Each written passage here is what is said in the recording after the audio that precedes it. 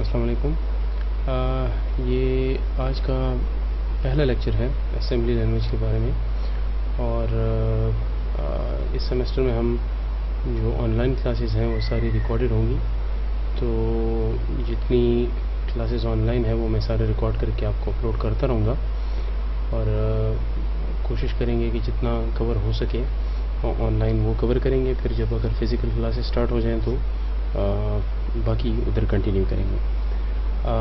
फ़िलहाल असल में मैं जूम वगैरह पे या गूगल मीट्स पे मैं लेक्चर इसलिए नहीं लेता कि ज़्यादातर लोगों के लिए वो फिजिबल नहीं होती।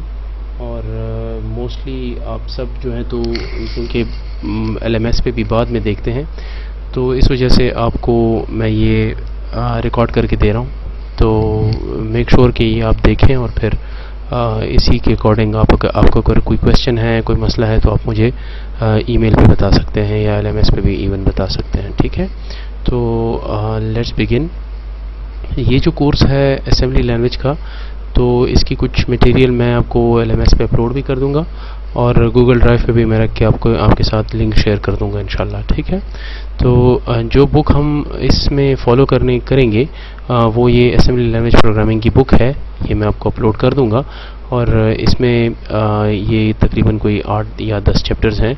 इन सब को हम कोशिश करेंगे कि जितना इसमें से कवर हो सके तो उसमें से कवर करेंगे इंशाल्लाह। ठीक है, अच्छा, इस सब्जेक्ट के बारे में मैं थोड़ा सा बता दूं कि ये कंप्यूटर साइंस के लिए ये सब्जेक्ट जो है तो ये ऐसे कह लें कि इलेक्ट्रॉनिक्स के BS इलेक्ट्रॉनिक्स वालों के लिए तो ये मेजर है और BS कंप्यूटर साइंस वालों के लिए ये माइनर सब्जेक्ट है। ठीक है, तो इसमें जो बेसिक अंडरस्टैंडिंग ऑफ कंप्यूटर है वो आपको समझाई जाएगी और आपको ये बताया जाएगा कि असेंबली लैंग्वेज क्यों इम्पॉर्टेंट है या इसमें कौन से ऐसी चीज़ें हैं कि जो कि हम बाकी लैंग्वेजेस में नहीं पढ़ते या हमें नज़र नहीं आते। ठीक है, तो ये हम इसमें सारा डिस्कस करेंगे।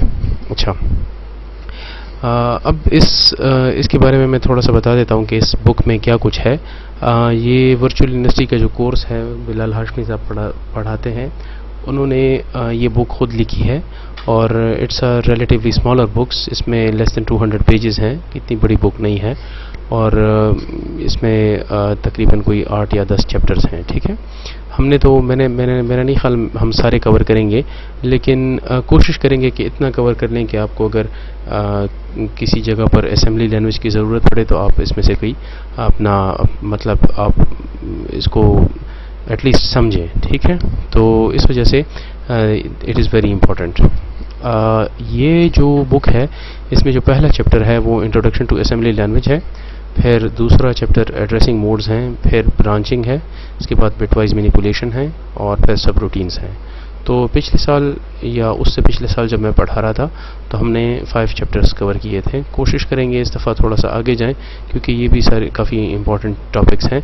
इनमें से कुछ टॉपिक्स हमने पिछली दफ़ा यानी पूरा चैप्टर कवर नहीं किया था, लेकिन इसमें से कुछ कवर किए थे। और यानी ये सिस्टम लेवल इंटरप्ट्स या रियल टाइम हार्डवेयर इंटरफेसिंग वगैरह जो है ये इसमें से कुछ सेलेक्टिव टॉपिक्स डिस्कस किए थे, बाकी सारे चैप्टर्स कम्प्लीटली किए थे। तो कोशिश करेंगे कि इस दफ़ा भी थोड़ा सा ज़्यादा हो, तो इंशाल्लाह आपके साथ इसमें थोड़ी बहुत वो रहेगी। ठीक है, अच्छा, इस लैंग्वेज को बल्कि इस पूरे सब्जेक्ट को पढ़ने से पहले या समझने से पहले आपको कुछ बेसिक कंप्यूटर अंडरस्टैंडिंग होनी चाहिए।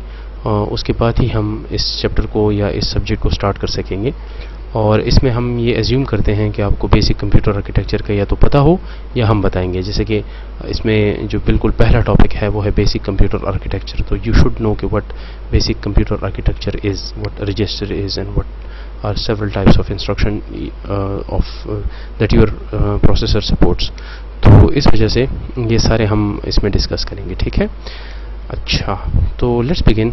मैं ये पेंट का जो है वो काफ़ी सारा इस्तेमाल करूँगा, तो इसको आप काइंडली ज़रा गौर से सुने और समझने की कोशिश करें। ठीक है, अगर अगेन कोई क्वेश्चन हो तो आप मुझसे ईमेल पे भी पूछ सकते हैं और आप मुझसे LMS पे भी पूछ सकते हैं। ठीक है, अच्छा, we'll begin by what a computer is. ठीक है, आपके ख्याल में कंप्यूटर क्या है या कंप्यूटर जो है वो उसका क्या काम है?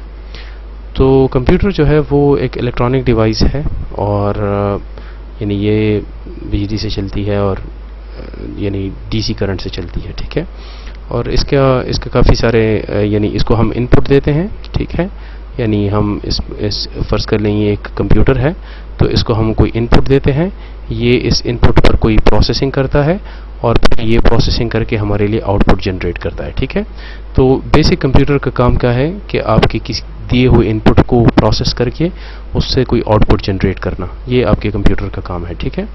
ये प्रोसेसिंग क्या है, ये डिपेंड करता है कि आप इसको क्या इनपुट दे रहे हैं। यानी फॉर एग्जांपल अगर मैं इसको 2 दूं और ये मुझे और मैं ऐसे कहूँ कि जी इसको स्क्वायर करें, तो ये स्क्वायरिंग करना जो है, ये स्क्वायर करना जो है, ये क्या है, ये इस पे ऑपरेशन है। तो अगर हम इसको 2 इनपुट देंगे तो ये आउटपुट में हमें 4 जनरेट करेगा। तो बेसिकली कंप्यूटर का काम क्या है कि वो आपके दिए हुए डेटा को और दिए हुए इंस्ट्रक्शन को समझे और इसके अकॉर्डिंग आपके लिए आउटपुट जनरेट करे। फॉर एग्जांपल हमने 2 एज एन इनपुट डेटा दिया है, स्क्वायर करना इसका इंस्ट्रक्शन है और आउटपुट इसका 4 है। इसका मतलब ये है कि हम ये पूरा ऑपरेशन हमारे लिए कंप्यूटर इस तरह से करता है, ठीक है।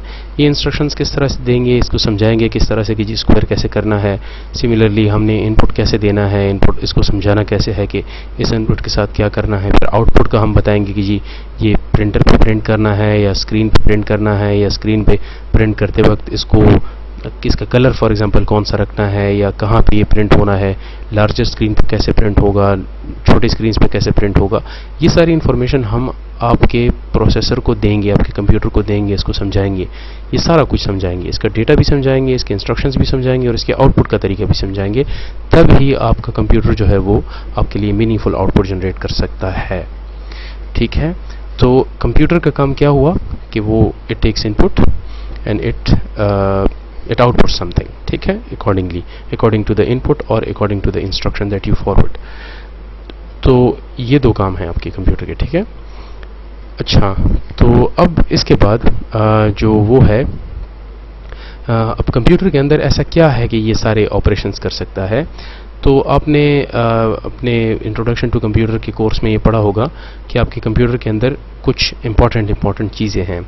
एक आपके पास रैम है जिसको रैंडम एक्सेस मेमोरी कहते हैं, या इसको हम सिर्फ मेमोरी भी कहते हैं। और एक आपके पास हार्ड डिस्क है, यानी हार्ड डिस्क ड्राइव है, और इसको हम सेकेंडरी मेमोरी भी कहते हैं। और एक आपके पास सीपीयू है। तो ये 3 चीज़ें जो हैं ये आपके पास आपके कंप्यूटर में अवेलेबल हैं and they are the most important ones. इसके अलावा भी चीज़ें हैं, फॉर एग्जांपल आपके पास इनपुट है, ये मैं यहाँ इधर लिख देता हूँ, आपके पास इनपुट है और एक आपके पास आउटपुट है। Sorry about the writing. अच्छा, और ये जो है ये आपका आउटपुट है, ठीक है। तो आपके पास बेसिकली 2 इनपुट आउटपुट्स हैं। आपने जब इनपुट करना है तो वो आपके इन में से किसी एक या मल्टीपल जगहों पे जाकर आपके लिए आउटपुट जनरेट करता है। तो let's start from the input. हमारे पास इनपुट में इनपुट हार्डवेयर है, यानी एक हमारे पास कीबोर्ड है, माउस है, माइक्रोफोन है, कैमरा है, ये सारे इनपुट डिवाइसेस हैं, ठीक है। और इनपुट डिवाइसेस कौन से हैं, जिनके थ्रू हम कंप्यूटर को कुछ डेटा इनपुट करते हैं और सिमिलरली इस पर कुछ ऑपरेशंस होने के बाद फिर ये आउटपुट होता है। तो आउटपुट भी हमारे पास काफ़ी सारे डिवाइसेस हैं आउटपुट के, ठीक है। एक डिवाइस आपके पास वो है, मॉनिटर है, स्पीकर है और प्रिंटर है, प्लॉटर है, ये सारे आउटपुट डिवाइसेस हैं। वो डिवाइसेस जो कि आपके कंप्यूटर से कुछ डेटा रिट्रीव करके आपको आउटपुट देते हैं, तो वो आउटपुट डिवाइसेस हैं। अच्छा, अब बात ये है कि इस रैम का क्या काम है, इस हार्ड डिस्क का क्या काम है और इस सीपीयू का क्या काम है, ये 3 अभी हम समझेंगे, ठीक है। अच्छा, तो let's start from the very simple one कि हमारे पास रैम क्या है, ठीक है। रैम जो है वो इसका नाम है रैंडम एक्सेस और मेमोरी। तो इसका मतलब भी थोड़ी देर में समझेंगे, लेकिन इसको पहले थोड़ा सा ओवरव्यू करते हैं कि ये क्या है। अच्छा, रैम जो है तो उसका काम ये है कि ये असल में एक स्टोरेज डिवाइस है, टेम्परेरी स्टोरेज डिवाइस है। इसमें हम डेटा स्टोर करते हैं बाइट्स की फॉर्म में, और हम इसमें से डेटा रिट्रीव भी कर सकते हैं और सेव भी कर सकते हैं। लेकिन इस रैम के अंदर जो भी कुछ स्टोर होता है, it is in the form of a temporary storage, ठीक है। यानी जब तक इस पे बिजली है और करंट आपके कंप्यूटर को मिल रहा है, तब तक आपके डेटा जो है वो रैम में स्टोर रहेगा। अगर रैम में अगर आपको स्टोरेज नहीं मिल रही, आपका करंट नहीं मिल रही आपके सिस्टम को, तो फिर इसमें जो डेटा है वो लॉस हो जाएगा। तो this is basically a volatile memory कि जिसमें आप डेटा स्टोर कर सकते हैं, लेकिन तब तक जब तक आप इसको करंट दे रहे हैं, उसके बाद में वो आप नहीं दे सकते। अच्छा, फिर ऑन द कॉन्ट्ररी आपके पास हार्ड डिस्क है। हार्ड डिस्क को सेकेंडरी मेमोरी कहते हैं या इसको परमानेंट मेमोरी भी कहते हैं, और इसमें हम चीज़ों को स्टोर कर सकते हैं। अच्छा, मैं एक सिंपल सी बात बता देता हूँ। हार्ड डिस्क में जो चीज़ हम स्टोर करते हैं उसको स्टोरेज कहते हैं, स्टोरेज, ठीक है। और रैम में जो चीज़ हम स्टोर करते हैं उसको हम मेमोरी कहते हैं, ठीक है। तो जब मैं कहूँ मेमोरी तो इसका मतलब होगा कि रैम की बात हो रही है, और जब मैं कहूँ स्टोरेज तो इसका मतलब होगा कि हार्ड डिस्क की बात हो रही है। तो दोनों में थोड़ा सा फ़र्क है। Storage is usually used for permanent storage, and RAM is memory is used for the term memory is used for RAM और temporary memory, ठीक है। तो हार्ड डिस्क में और रैम में क्या फ़र्क है? सिर्फ ये फ़र्क है कि ये परमानेंट मेमोरी है और या परमानेंट स्टोरेज है, और ये जो है ये टेम्परेरी मेमोरी है, ठीक है। और ये बात आपको पता भी है कि इसकी कैपेसिटी कम है रैम की, ठीक है। रैम जो है वो जीबीज़ में होता है, यानी गीगाबाइट्स में होता है। यानी आपने 8 GB का नाम सुना होगा, 8 GB रैम और 12 GB रैम और 16 GB रैम और 64 GB रैम, ये सुना होगा। तो लेकिन हार्ड डिस्क जो है वो टेराबाइट्स में भी हो सकता है, यानी TB में भी हो सकता है। यानी एक 1 TB की हार्ड डिस्क है, या 2 टेराबाइट्स की हार्ड डिस्क है, या 3 टेराबाइट्स की हार्ड डिस्क है। तो इसकी कैपेसिटी ज़्यादा है, इसकी स्टोरेज कैपेसिटी बहुत ज़्यादा है रैम के हिसाब से, ठीक है। लेकिन ये रैम जो है ये एक्सपेंसिव है काफ़ी ज़्यादा, और हार्ड डिस्क कंपैरेटिवली बहुत चीपर है, ठीक है।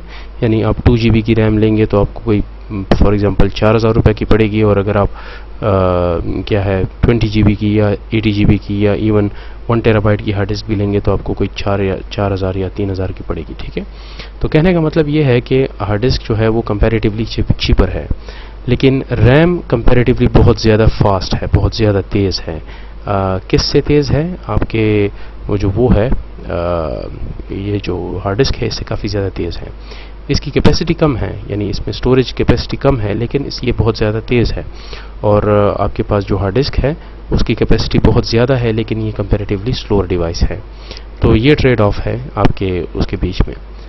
अच्छा, इसके बाद फिर हम रैम पे और हार्ड डिस्क पे काफ़ी डिटेल से डिस्कशन करेंगे, ताकि आपको ये दोनों बिल्कुल क्लियर हो जाएं। फ़िलहाल मैं आपको एक इंट्रोडक्टरी लेवल की अंडरस्टैंडिंग समझाने के लिए आपको इसको समझा रहा हूँ, ठीक है ना।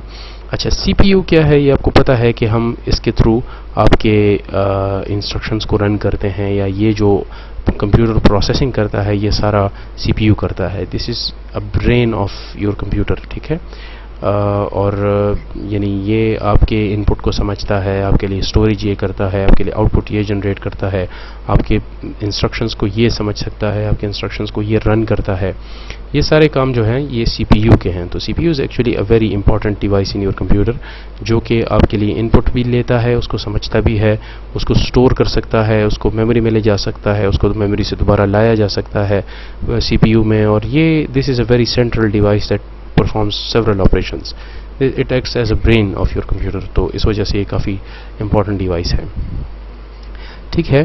तो ये जो CPU है इस पे आपको जब आप इस पे कुछ इनपुट करेंगे तो यूजुअली हम ये कहते हैं कि इसको हम इंस्ट्रक्शंस देते हैं, इंस्ट्रक्शंस, ठीक है।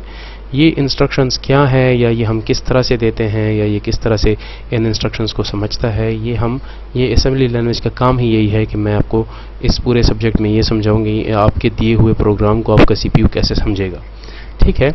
ये हम यानी अगले लेक्चर में या उससे अगले लेक्चर में हम इंस्ट्रक्शंस वगैरह पढ़ेंगे, तो फिर मैं आपको डिटेल से समझाऊंगा इंशाल्लाह, ठीक है। फिलहाल सिर्फ इतना समझे कि हम कंप्यूटर को किसी तरीके से आपके CPU को इंस्ट्रक्ट करते हैं, और वो CPU जो है आपके इंस्ट्रक्शंस को समझ के आपके वो ऑपरेशंस करके आपकी आउटपुट जो है वो जनरेट कर देता है, और आप वो स्क्रीन्स पे या प्रिंटर्स वगैरह पे आप उसको आउटपुट देख सकते हैं। तो this is a very important device कि आपको पता हो कि CPU का काम क्या है, ठीक है। अच्छा, अब थोड़ा सा मैं आपको एक इम्पॉर्टेंट कॉन्सेप्ट बताना चाह रहा हूँ, और वो ये है कि आप अगर कोई भी इंस्ट्रक्शन आपके कंप्यूटर को देते हैं तो वो डायरेक्टली CPU की साइड पे नहीं जाता। ये जिस तरह से मैंने ये लाइन लगाई है ये गलत है। आपके इंस्ट्रक्शन जो है it will always go towards the RAM first. ये जो बात है, ये जो इनपुट की बात है, ये ऐसे होनी चाहिए। आपकी इनपुट पहले रैम में जाती है, फिर रैम से होके आपके सीपीयू में जाती है, ठीक है, और सीपीयू से इस पर कुछ ऑपरेशन होता है। तो स्टेप नंबर 1 ये है कि आपकी जो इनपुट है वो कहाँ जाए, रैम में। रैम में फिर शेड्यूलिंग एल्गोरिदम्स हैं और काफ़ी सारे और भी तरीके हैं कि जो कि आप ऑपरेटिंग सिस्टम में पढ़ेंगे कि हम रैम से कुछ चीज़ें आहिस्ता आहिस्ता उठा के हम सीपीयू में ले जाते हैं। और उसकी वजह ये है कि जिस तरह से मैंने कहा कि रैम फ़र्ज़ कर लें 8 GB की आपके पास रैम है, 8 GB की, ठीक है, और ये जो हार्ड डिस्क है ये आपके पास 1 TB की वो है हार्ड डिस्क है। तो कंपैरेटिवली हार्ड डिस्क बहुत ज़्यादा बड़ी डिवाइस है, यानी कैपेसिटी की हिसाब से रैम से काफ़ी बड़ी है। लेकिन सीपीयू के अंदर जो मेमोरी है या सीपीयू के अंदर जो स्टोरेज है वो इससे भी कम है, रैम से भी कम है। वो फिर MBs में है, यानी 8 MB की या 5 MB की या 6 MB की, इससे ज़्यादा नहीं है। तो इस वजह से जितना स्पेस आपके पास कम होता जाएगा उतने ही आप बहुत एहतियात से उस स्पेस को इस्तेमाल करेंगे ना। फॉर एग्ज़ाम्पल आपके पास पैसे ज़्यादा है तो फिर आप अयाशी वगैरह कर सकते हैं, लेकिन आपके पास अगर पैसे कम है तो फिर आप बहुत आहिस्ता आहिस्ता और समझ के आप उसको लगाएंगे। तो सिमिलरली आपके पास अगर 1 TB हार्ड ड्राइव है तो आप इसमें अफोर्ड कर सकते हैं कि आप यानी कुछ भी स्टोर कर दें, आपको चाहिए हो ना चाहिए हो कोई भी प्रॉब्लम नहीं है, आप इसमें डेटा रख सकते हैं क्योंकि स्पेस ज़्यादा है। लेकिन अब 8 GB की रैम है तो आप इसमें 8 GB में से सिर्फ वो ही जगह इस्तेमाल करेंगे जो कि आपको एब्सोल्युटली चाहिए होगी, जो नहीं चाहिए तो फिर वो मैनेज नहीं कर सकेंगे, ठीक है। Similar is the case with the CPU. CPU में बहुत इंतहाई कम स्पेस है, तो इस कम स्पेस को यूटिलाइज करने के लिए आपको इसकी इंतहाई एफिशिएंट क्या है मैनेजमेंट चाहिए होगी। अगर एफिशिएंट मैनेजमेंट नहीं है तो फिर you can not simply access it और सिंपली यूज़ इट। तो इस वजह से जितने भी इनपुट्स हैं वो हम पहले रैम में ले जाते हैं और फिर रैम से हम वो कुछ इंस्ट्रक्शंस, फॉर एग्जांपल यहाँ हमने इंस्ट्रक्शंस दी हैं 20 या 30 या 50 MB की इंस्ट्रक्शंस दी हैं, तो वो सारी की सारी उठ के यहाँ सीपीयू में नहीं ली जा सकती क्योंकि सीपीयू में जगह इतनी नहीं है। तो इसमें से कुछ इन्फॉर्मेशन हम उठाकर सीपीयू में ले जाते हैं और यहाँ पर इसको प्रोसेस करते हैं। तो दूसरा स्टेप क्या है आपके इंस्ट्रक्शन के रन होने के लिए? दूसरा स्टेप ये है, पहला स्टेप तो ये है कि आप इनपुट दें और वो रैम में चला जाए। फिर रैम अपनी मर्जी से थोड़े थोड़े इंस्ट्रक्शंस उठाकर सीपीयू के अंदर ले जाए, सीपीयू इसको प्रोसेस करे और तीसरे स्टेप में आपका जो सीपीयू है वो दोबारा से आपके रैम के अंदर वो इंस्ट्रक्शंस ले जाए। तो तीसरा स्टेप ये है, ठीक है। फिर रैम जो है वो रैम का मतलब रैम में ऐसा कुछ नहीं होता जो कि आपके इंस्ट्रक्शंस को समझे। रैम में असल में ऑपरेटिंग सिस्टम है जो कि ये सारी चीज़ें समझता है और आपके लिए सारे इंस्ट्रक्शंस रन करता है। यानी in other words if I rephrase, पहला स्टेप ये है कि आपका इनपुट जाता है आपके ऑपरेटिंग सिस्टम में। ऑपरेटिंग सिस्टम कहाँ पे पड़ा है? रैम में पड़ा है। ऑपरेटिंग सिस्टम आपके कुछ कंटेंट को उठाकर, कुछ इंस्ट्रक्शंस को उठाकर आपके सीपीयू में ले जाता है, सीपीयू फिर उसको प्रोसेस करता है और तीसरे स्टेप में आपका जो सीपीयू है वो आपके इंस्ट्रक्शन को वापस रैम में ले जाता है, ठीक है। तो ये सारा काम असल में ऑपरेटिंग सिस्टम करता है। तो जब ये यहाँ पहुँच जाए तो फिर आपका ऑपरेटिंग सिस्टम डिसाइड करता है कि जी ये रैम में रहना है या इसको हार्ड डिस्क में मैंने स्टोर करना है या नहीं करना। ये फिर आपकी अपनी मर्जी है कि आप अगर करना चाहते हैं तो कर लें, ना करना चाहें तो ना करें। It's not a big deal. तो इसके बाद फिर अगर ऑपरेटिंग सिस्टम डिसाइड करे कि जी बस अब काम कंप्लीट हो गया है और या काम ख़त्म हो गया है और we can simply output this, तो फिर आपका ऑपरेटिंग सिस्टम रैम से ये चीज़ें उठाकर आपके आउटपुट डिवाइस पर ले जाकर आपके लिए प्रिंट कर देता है। तो ये पूरा साइकिल इस तरह से होता है। आपके इंस्ट्रक्शंस कभी भी डायरेक्टली आप सीपीयू को नहीं देते, आप पहले रैम पे जाएंगे फिर रैम के बाद आप सीपीयू पे जाएंगे। एक तो ये बात हो गई जो कि काफ़ी इम्पोर्टेंट है। दूसरी बात ये है कि अगर मैं इसको थोड़ा सा साफ़ करूं अगर हो सके तो, दूसरी बात ये है कि आपके जो वो है हार्ड डिस्क है वो या जो सीपीयू है, it can only and only communicate with the RAM, ठीक है। आपका जो सीपीयू है वो कभी भी आपके हार्ड डिस्क के साथ बात नहीं कर सकता, इसके साथ कम्युनिकेट नहीं कर सकता। अगर ये इसके साथ कम्युनिकेट करे तो it will be a lot slower. अब मैं थोड़ी देर में समझाता हूँ आपको ये क्यों नहीं कर सकता, ठीक है। आपका CPU it can not talk to the hard disk, ठीक है। Similarly it can not directly talk with the input devices and it can not directly talk with the output devices, ये इसके साथ कम्युनिकेट नहीं करती। In some cases they can communicate with input and output devices, but this is not possible कि आपका जो CPU है वो हार्ड डिस्क के साथ बात करे डायरेक्टली। और तो फिर कौन सा ये आपका जो हार्ड डिस्क है वो किसके साथ, जो CPU है वो किसके साथ डायरेक्टली बात कर सकता है? There is only one device that can be accessed from the CPU and that is RAM. तो ये दो डायरेक्टली एक दूसरे के साथ कनेक्टेड हैं। आपका हार्ड डिस्क आपके CPU के साथ कभी भी डायरेक्टली कनेक्ट नहीं होता, ठीक है। और उसकी वजह क्या है? Difference of speed. CPU बहुत ज़्यादा तेज़ है कंपैरेटिवली हार्ड डिस्क से, ठीक है। हार्ड डिस्क जो है वो मिली सेकेंड्स में काम करता है और CPU जो है वो नैनो सेकेंड्स में काम करता है। तो देयर इज़ एब्सोल्युटली नो वे कि आपका जो CPU है वो हार्ड डिस्क के साथ बात करे।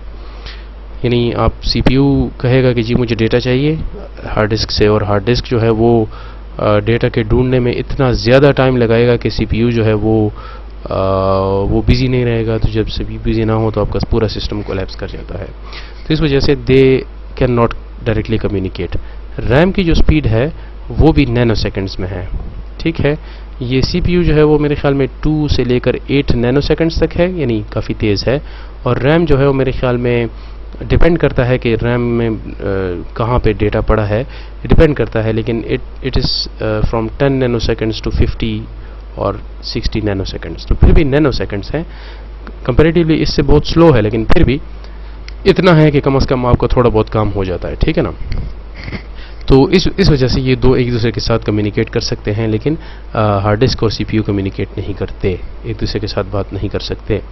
अच्छा, रैम और हार्ड डिस्क एक दूसरे के साथ बात कर सकते हैं? जी बिल्कुल कर सकते हैं। आपका रैम जो है अगर चाहे तो आपका डेटा हार्ड डिस्क में स्टोर कर सकता है, इससे डेटा रिट्रीव भी हो सकता है, इससे डेटा दोबारा से यहाँ पे भी जा सकता है। इट डजेंट मैटर, आप इन दोनों के स्पीड का डिफरेंस नहीं मैटर करता, लेकिन CPU का और हार्ड डिस्क का मैटर करता है, ठीक है। तो हमारे पास जितने भी इंस्ट्रक्शंस हैं, इंस्ट्रक्शंस का मतलब है कि आपने अगर जावा में कोई प्रोग्राम लिखी है, आपने C++ में कोई प्रोग्राम लिखी है, तो वो यानी इन अगर आपको ये पता है या नहीं है, वो प्रोग्राम आपके पास रैम में पड़ा है, आपके C ड्राइव में कहीं पे पड़ा होगा, तो पहले रैम में जाएगा, फिर रैम से आपके CPU में जाएगा, CPU में प्रोसेस होकर दोबारा से रैम में जाएगा। अगर रैम चाहे कि ये हार्ड डिस्क में स्टोर करे तो कर लेगा, नहीं करना है तो डायरेक्टली आप रैम के थ्रू आप आउटपुट कर सकते हैं, ठीक है। तो आई होप आपको रैम की जो इम्पोर्टेंस है वो समझ आई होगी। जितना आपके पास रैम का साइज़ ज़्यादा होता जाएगा तो यूजुअली आपकी स्पीड थोड़ी सी ज़्यादा बढ़ती जाएगी, ठीक है। हार्ड डिस्क के साथ आपकी स्पीड का कोई काम नहीं है। आजकल SSDs वगैरह आए हैं तो वो थोड़े ज़्यादा तेज़ हैं, लेकिन still they are not fast enough कि आपका CPU उसके साथ डायरेक्टली बात करे। तो RAM is the primary memory that CPU talks to, ठीक है। इसमें कुछ और भी बातें हैं CPU रिलेटेड और आपके रैम के रिलेटेड, तो वो हम फिर इंशाल्लाह नेक्स्ट लेक्चर में कंटिन्यू करेंगे। और मैं आपको आहिस्ता आहिस्ता यानी असेंबली लैंग्वेज के जो वो है उस पे लाऊंगा। और यानी बेसिक अंडरस्टैंडिंग पहले आर्किटेक्चर की ज़रूरी है। जब तक आपको ये सारी चीज़ें क्लियर ना हो तब तक आप मेरा नहीं ख्याल कि इसको समझ सकते हैं या इसको आगे लेके जा सकते हैं। तो आहिस्ता आहिस्ता मैं आपको इस काबिल बनाऊंगा कि आप पहले थोड़ी सी बेसिक अंडरस्टैंडिंग डेवलप करें, उसके बाद अगर फिर आप चाहें तो अपनी यानी प्रोग्रामिंग कर सकते हैं असेंबली लैंग्वेज में, ठीक है। तो इंशाल्लाह फिर नेक्स्ट लेक्चर में कंटिन्यू करेंगे। अल्लाह हाफ़िज़।